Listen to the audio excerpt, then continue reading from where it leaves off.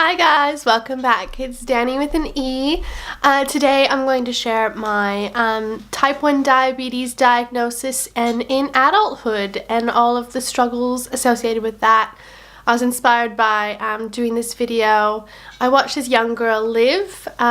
She was so cute. She was in just her overalls and she had like her pump sitting here, like wearing it with pride, and it kind of made me really think about sharing my story and hoping that it might inspire others and also help me. This morning I woke up and I was just dripping with sweat, and Dean had left for work early, so it was just me, and it was quite scary. Like, I had a big hypo and no rhyme or reason, and it was quite scary. I had to find every ounce of strength to get to the kitchen. This is a tough disease, whether you're a parent of a child that has type 1 diabetes or you do have type 1 diabetes. It is bloody hard. There's so many good resources out there. This is just my story in amongst the millions of other people that are struggling with this disease. Let's get started. So life really hadn't ever been better. It was perfect. I just received a promotion for work that I'd be starting just after we got back from our honeymoon.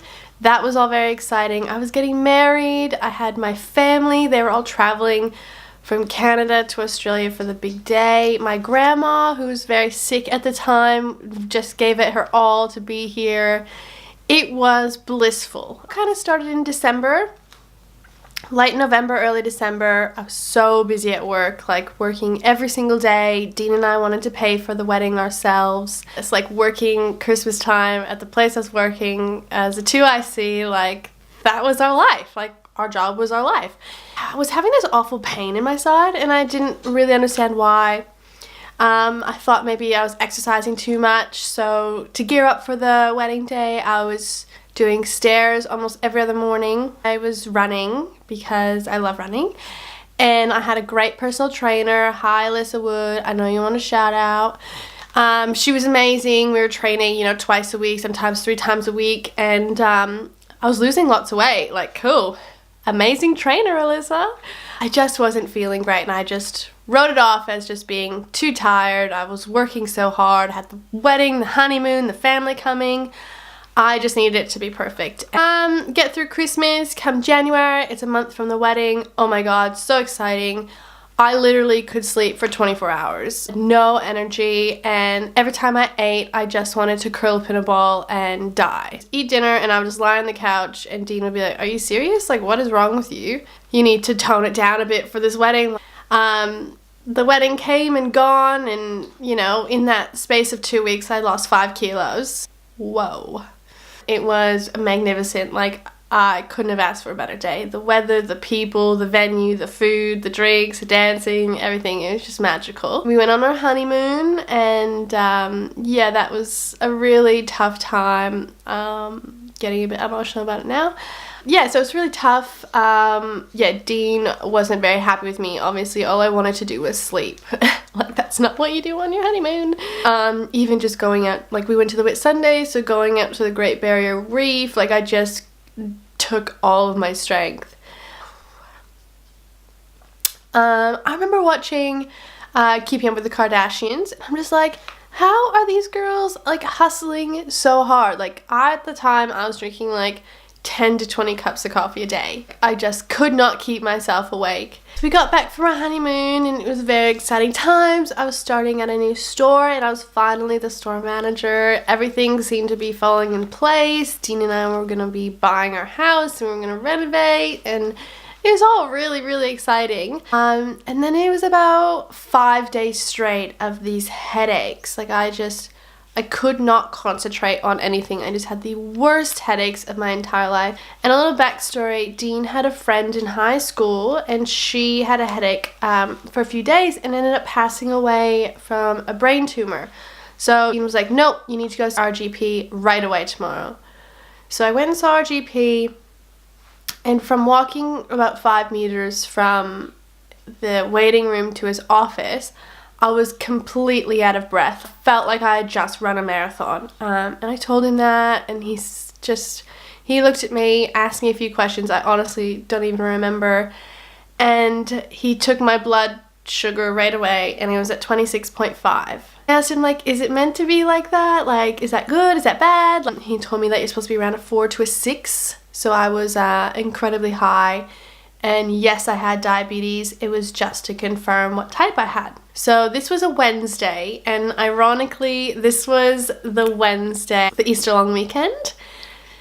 So obviously places and doctors and everyone's closed. Friday, Saturday, Sunday, Monday. We had a day to sort this out. So the next day I was at the endocrinologist learning how to inject myself with needles. It was quite confronting. Dean had a hunting trip that weekend and I encouraged him to go. I needed that time to deal with it myself. You know, we were with Dean's parents, so that was still fine. They made sure I was okay. Dean was so incredible. Like, he just knew so much already. You need to have that support and a bit of encouragement, and just knowing that you're not the only one. To know that you did not do this to yourself. I'm looking at my camera like, Danny, you did not do this to yourself. If you're watching, you did not do this to yourself. You did not do this. You did not eat too much sugar.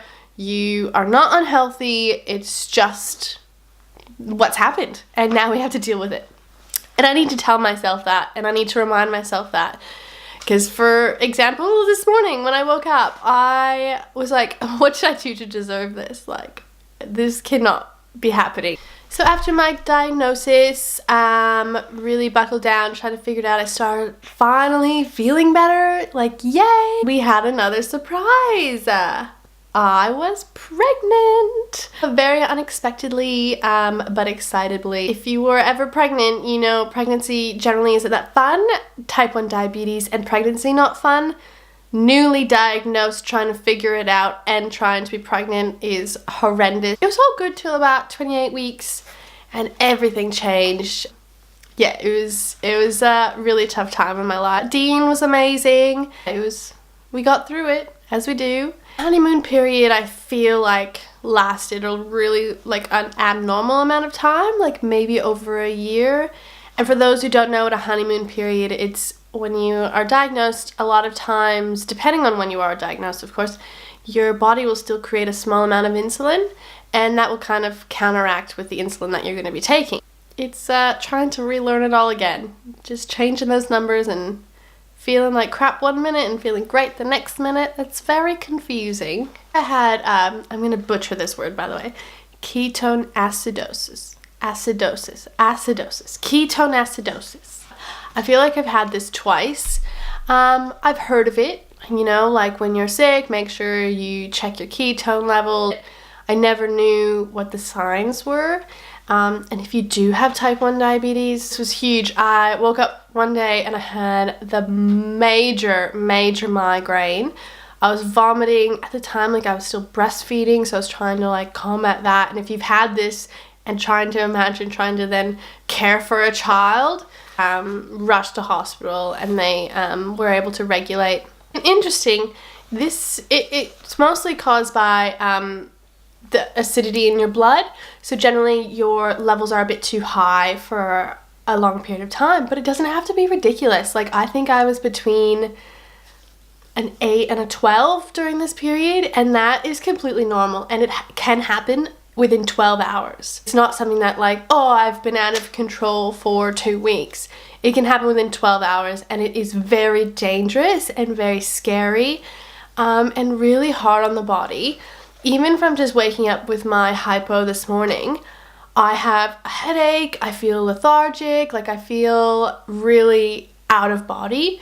And you know, it takes time, and then you know, you have a sugar hangover because then you're like trying to correct and then you're up too high. Like it is very, very tricky. And if you do have type 1 diabetes, make sure you do your research on that, because I did not, and it was very scary, and I hope to never have that again. That's basically my story. It's yeah, pretty interesting, I think. It shaped a lot of who I am now. Things you should never say to a diabetic. This is just like a shocker. Like, I just cannot believe people can be so naive. Like, do your research. Listening to the radio or watching TV, they're like, oh, this will cause diabetes. Like, specify, my friend, this will not cause type 1 diabetes, because you've had too much sugar. Never say, oh yeah, so you must have had too much sugar when you were younger.